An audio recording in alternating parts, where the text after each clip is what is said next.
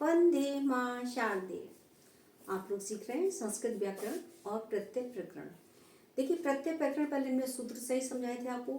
अब हमने थोड़े थोड़े सूत्र लिए हैं इनके, जो आपके ये प्रत्यय हैं, और इनमें हमने धातुएं जोड़ना सिखाया है यहाँ पे, और उनसे क्या शब्द बना और क्या उसकी हिंदी है वो हमने यहाँ पर समझाई है आपको। ठीक है, और भी चीज़ में और भी आपको हिंट देते जाएंगे, समझाते जाएंगे कि किस तरीके से प्रत्यय से ये शब्द बनते हैं, प्रत्यय के योग से शब्द बनाए जाते हैं। ठीक है, तो देखिए आप पहले, सबसे पहले धातु। ठीक है, धातु क्या है हमारी? लिप धातु। और प्रत्यय हमारा कौन सा शुरू हुआ? ल्युट प्रत्यय। ये है ल्युट प्रत्यय, और यहाँ है निर्मित शब्द, और वो क्या है? हिंदी अर्थ। ठीक है, अब ये ल्युट प्रत्यय को हमने 3 धातुओं में बता दिया आपको। ठीक है, जहां जहां भी ल्युट प्रत्यय आपको जोड़ने के लिए आए, धातु के साथ जो योग में आए, तो वो इस तरीके से रूप ले लेता है। ठीक, अच्छे से समझ लीजिए आप। लिख धातु यहाँ पर ल्युट प्रत्यय है, और निर्मित शब्द है लेखनम। लिख धातु ल्युट प्रत्यय लेखनम, और हिंदी अर्थ क्या है? लिखना। लेखनम लिखना। ठीक है, आगे देखिए ची धातु, और ची धातु ल्युट प्रत्यय, शब्द बना चयनम। चयन करना या चुनना। ठीक है, किसी बहुत सारी चीज में से एक को चुनना, एक का आपको चयन करना कि आपको इसमें से कौन सा लेना है, क्या पसंद है आपको, तो उसका शब्द होता है चयन करना, यानी कि चुनना। आगे है आपकी बुध धातु, उसमें लिट प्रत्यय जोड़ना है बोधनम। ठीक है, बुध धातु लिट प्रत्यय बना क्या? बोधनम। जानना, बोध होना। ठीक है, ज्ञान प्राप्त होना, ज्ञान होना उस चीज के बारे में हमारा पूरी तरीके से बोध हो जाना। आगे देखिए लिख धातु। अब हमने यहाँ भी लिख लिया, यहाँ भी लिख धातु लिया है, यहाँ बुध लिया है, यहाँ पे हमने बुध धातु लिया है। और आपको बताते हैं कि जब इनमें प्रत्यय अलग अलग जोड़े जाते हैं तो अलग अलग शब्द बनते हैं, अलग अलग ही उनका हिंदी अर्थ होता है।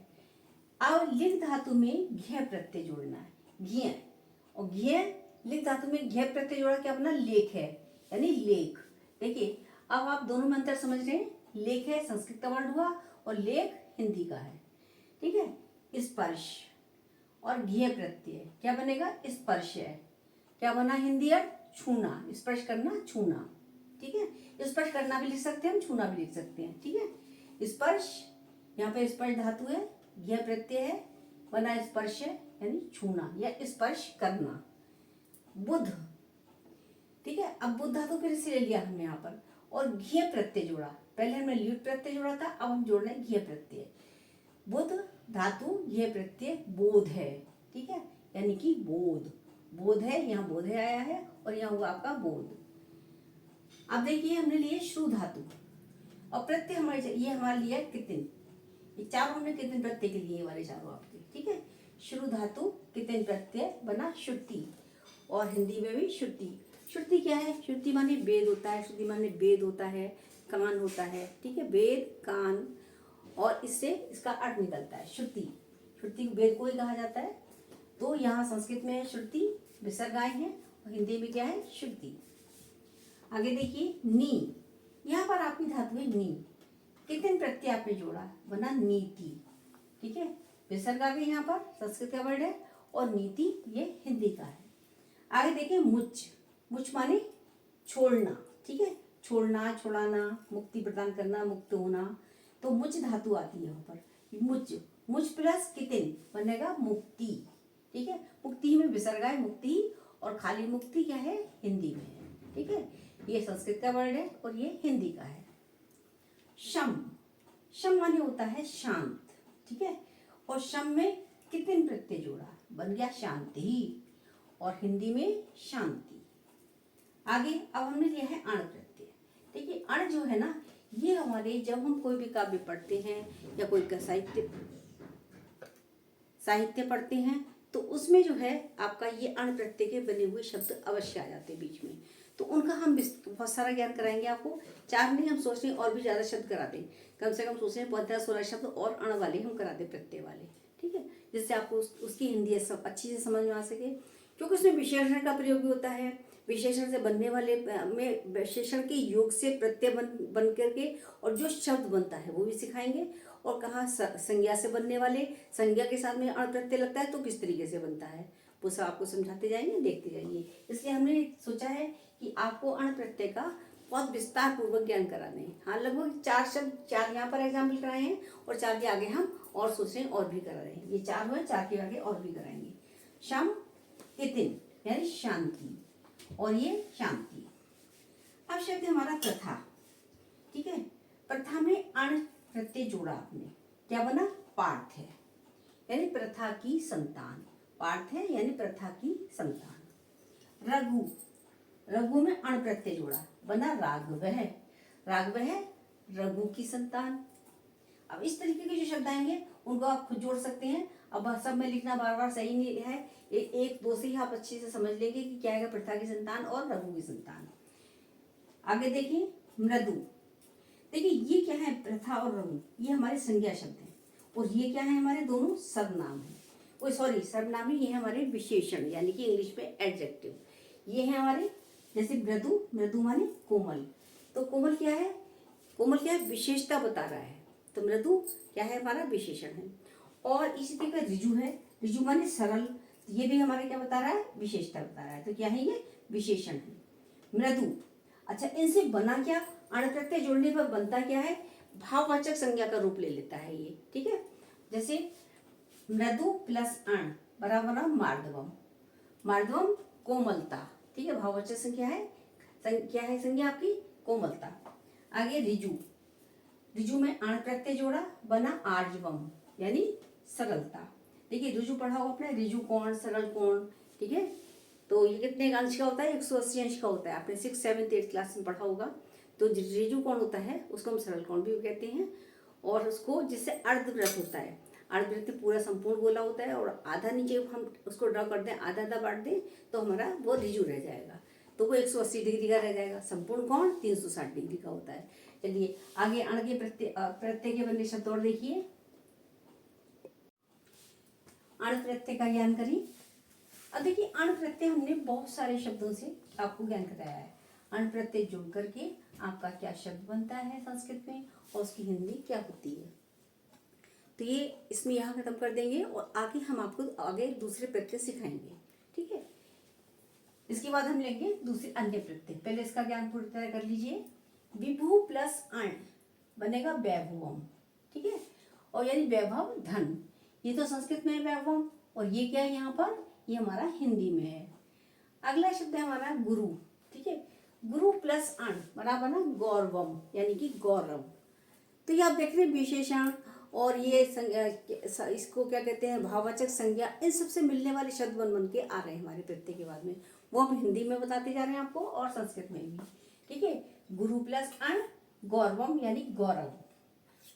लघु प्लस अण लाघवम। अब देखिए दोनों में अंतर है यहाँ पर। लघु का होना लाघव, ठीक है, अण प्रत्यय जुड़ने पर लाघवम यानी लाघव। और पांडु प्लस अण बनेगा पांडवम, तो बनेगा पांडु की संतान।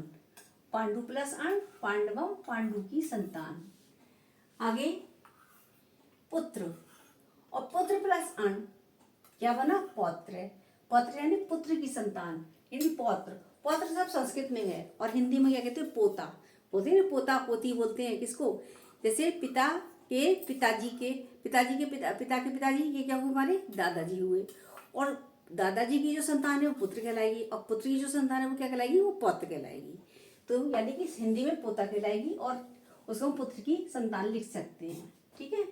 पुत्र प्लस अण पौत्र यानी पुत्र की संतान। छंस प्लस अण बराबर छांद से, यानी छंद जानने वाला, छंद का ज्ञाता। जिसे छंदों का ज्ञान हो उसे छांदस बोलते हैं, ठीक है। आगे व्याकरण प्लस अण बनेगा वैयाकरण, यानी व्याकरण का जानने वाला, व्याकरण का ज्ञाता, जिसे व्याकरण का ज्ञान हो वो क्या कहलाएगा? वैयाकरण। जैसे पाणिनि थे तो उनको वैयाकरणी कहा जाता है। वैयाकरण थे, वैयाकरण ने पाणिनि, ठीक, यानी व्याकरण के ज्ञाता पाणिनि। भिक्षा प्लस अण बनेगा भैक्षम, यानी भिक्षुओं का झुंड। अलग अलग लिए हमने सारे। देखिए यहाँ जानने वाला के 2 करा दिए, वो संतान इस तरीके से हमने 2 करा दिए, वो 2 अलग करा दिए। लेकिन आपके सामने सारे ही एग्जाम्पल आ जाएंगे, इसमें हमने कोई छोड़ा ही नहीं है। सारे एग्जाम्पल के एक एक दो हमने कराए हैं। प्रत्यय लगने के बाद में क्या शब्द नया बन के आता है संस्कृत में और उसकी हिंदी क्या होती है, इसका भी हमने आपको कराया है। भिक्षा प्लस अण भैक्षम यानी भिक्षुओं का झुंड, ठीक है। युक्ति प्लस अण यौतम यानी युक्तियों का झुंड। ऐसी काक प्लस अण बनेगा काकम यानी कौओं का झुंड।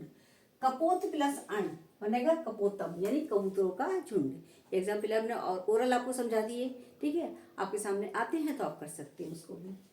यानी युक्ति प्लस अण यौतम यानी युक्तियों का झुंड। शरद प्लस अण बनेगा शारद यानी शरद काल में होने वाला।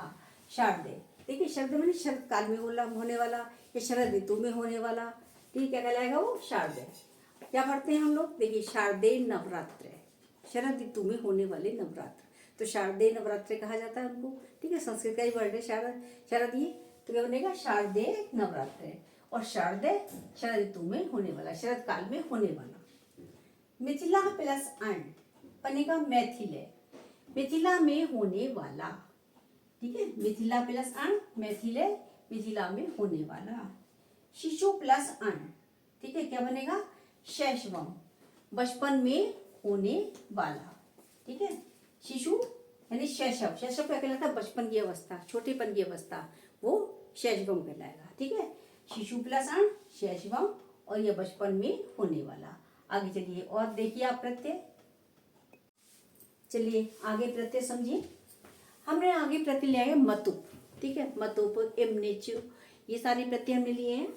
और यहाँ पे त्वय और त्वा ये दोनों में हमने, लेकिन इनका रूप सेम ही होता है, कि हिंदी सेम ही होती है, तो लेकिन हमने दोनों का अंतर समझा दिया आपको, ठीक है। त्वय का भी लिया और ता का भी, ठीक है। अब ये तीन समझाए आपको, ये है मतुप का, त्वय और ता का एक है, ये त्वय ता का एक लिया है, ये त्वय और ता का एक है, और ये लिए हमने 5 एग्जाम्पल इमनिच के। अब सबसे पहले आप समझिए मतुप प्रत्यय, ठीक है।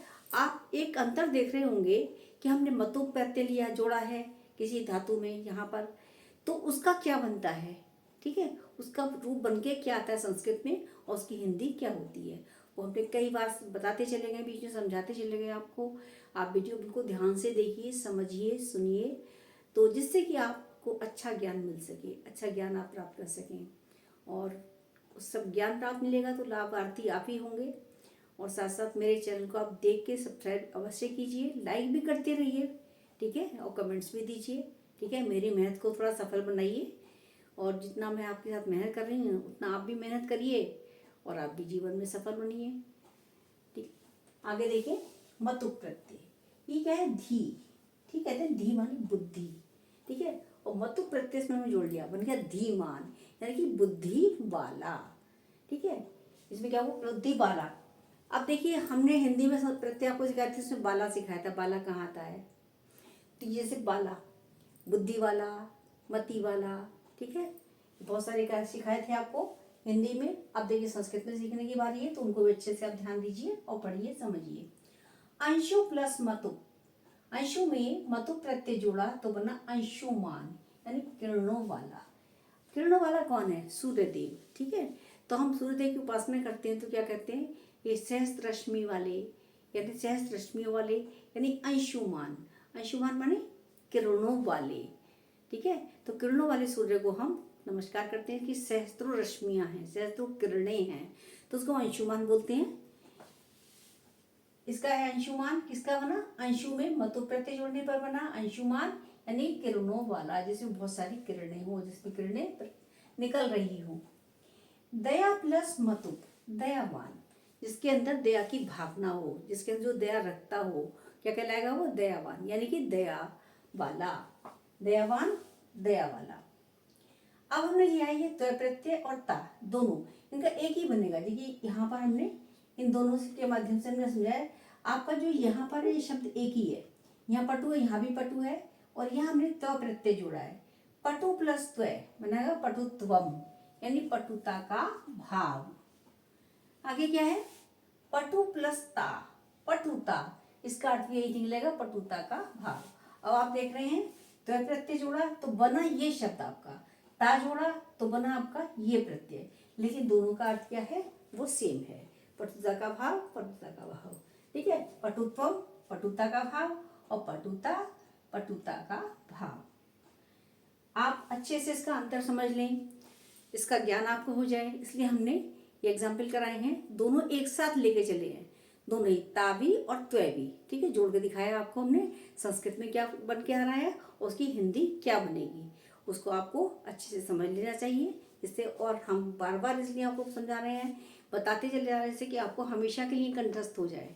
आप 2, 4, 6 बार वीडियो देखेंगे तो आपको बिल्कुल रट ही जाएगा, ठीक है। ऐसा नहीं कि आप उसको अध्ययन के लिए आप उसको बैठें और बैठ करके अध्ययन करें। आप थक गए हैं, जॉब कर रहे हैं या कहीं पर भी हैं आप, तो आप उसको रेल में सफ़र कर रहे हैं, बस में सफ़र कर रहे हैं, तब भी आप इसको अपने आराम से वीडियो देख सकते हैं, लर्न कर सकते हैं। इसके लिए आपको अलग से समय देने की ज़रूरत नहीं पड़ेगी और आपकी एक अच्छी सी तैयारी हो जाएगी। चाहे आप कोई भी विद्यार्थी हैं, किसी भी क्लास के हैं, या फिर प्रतियोगी परीक्षा में भाग ले रहे हैं, या संस्कृत में आप पोस्ट ग्रेजुएट करना चाहते हैं, MA करना चाहते हैं, और ग्रेजुएशन में संस्कृत पढ़ रहे हैं उनके लिए भी है, हाई स्कूल में पढ़ रहे हैं उनके लिए भी है। देखिए, हमने पूरा विस्तृत ज्ञान कराया है, चाहे वो हिंदी पढ़ाई है या इंग्लिश पढ़ाई या संस्कृत पढ़ाई है। इंग्लिश तो हमने अभी कभी पढ़ाई है, और हमारी इच्छा है कि हम इंग्लिश में आपको कुछ ऐसा सिखाएं जो आपको सबसे अलग लगे और आपको सबको बहुत अच्छा लगे। आप उसको सीखें, बड़े ध्यान से सीखें और रुचि लेकर सीखें। रुचिपूर्ण ढंग से सिखाने की मेरी कोशिश रहेगी। मैं सिखाऊंगी आपको, मैंने आपसे प्रॉमिस पहले भी किया है, तो आगे भी सिखाऊंगी मैं। देखिए आगे ये दोनों ने सिखा दिया आपके, पटु प्लस त्वय, पटुत्वम यानी पटुता का भाव, और पटु प्लस ता पटुता यानी पटुता का भाव। दोनों की हिंदी सेम है। अब आपने शब्द लिया है पंडित। पंडित में त्वय जोड़ा है, पंडित में ता जोड़ा है, और बना क्या क्या शब्द है और हिंदी उसकी क्या है, ठीक है। देखिए, पंडित प्लस त्वय यानी पंडित्वम यानी पांडित्य का भाव, ठीक है। जिसमें पांडित्य का भाव हो क्या कहलाएगा, पंडित्वम। और पंडित प्लस ता पंडितता यानी पांडित्य का भाव। दोनों की जो हिंदी है वो सेम है, ठीक है। यहाँ त्वय प्रत्यय जोड़ लिया हमने और यहाँ पंडित में ता जोड़ लिया। आगे देखिए, अब ये शिशु, अब इसमें हमने दोनों प्रत्यय जोड़ के दिखाए हैं। शिशु शब्द देखी है, यहाँ भी यही है शिशु, लेकिन दोनों में क्या है, यहाँ त्वय प्रत्यय जोड़ा है हमने और यहाँ पर ता प्रत्यय जोड़ा है। शिशु प्लस त्वय क्या बनेगा, शिशुत्वम यानी शिशु भाव, ठीक है। और शिशु प्लस ता शिशुता यानी शिशु भाव। दोनों की हिंदी सेम है। आप अंतर देख लिया आपने, त्वय और ता, त्वय और ता, त्वय और ता, यानी कि शिशु में जोड़ा है तो क्या बना है, पंडित में जोड़ा है तो किस तरीके से शब्द बना है हमारा, और इसमें पटु में जोड़ा है तो क्या बना है। लेकिन पटुता, चपलता, चंचलता, तो कहते हैं पटुता, बाग पटुता शब्द पढ़ा होगा आपने, ठीक है। तो वही पटुता यहाँ पर है, बाग पटुता, बोलने में चतुराई, बोलने में चालाकी होना, तेज होना, बोलने का जो उत्तर है उसमें आपको कुशलता से उत्तर देना, यानी बाग पटुता कहते हैं। वो बहुत बाग पटु है, बाग पटुता यानी बोलने में वो अच्छी चतुराई से जवाब देता है, उत्तर देता है। आगे आपके लिए है इमनिच प्रत्यय।